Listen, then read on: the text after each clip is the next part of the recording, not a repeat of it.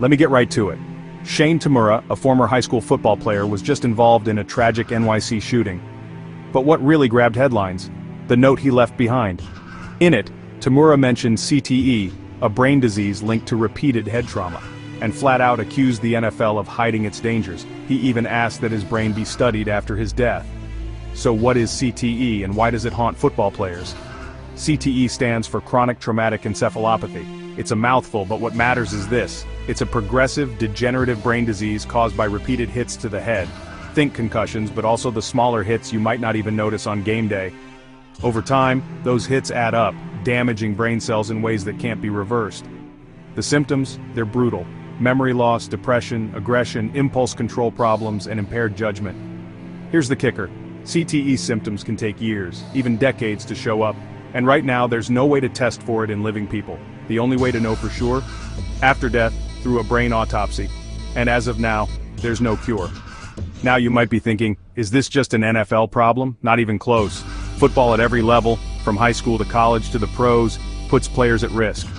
In fact, a 2023 Boston University study looked at the brains of 376 former NFL players. The result? CTE was found in over 91% of them. Granted, those brains were donated by players with symptoms, so there's some bias here, but the numbers are still staggering. And it's not just the pros. High school and college players have been diagnosed too. Dr. Ann McKee from Boston University says she's found CTE in every football position except, you guessed it, kicker. So what was the NFL's response? For years, the league denied any link between football and CTE. They even published studies to counter outside research. It wasn't until 2016, after mounting evidence and public pressure, that the NFL finally admitted there's a connection. Since then, they've introduced new helmets and rule changes, but whether that's enough is still up in the air. The reality is, we've seen far too many players struggle. Some, like Mike Webster, Dave Dorson, and Junior So, died by suicide and asked for their brains to be studied for CTE, hoping to help others. The pattern is heartbreaking, and it's forced the sports world to face some tough questions. Here's what I'm left with.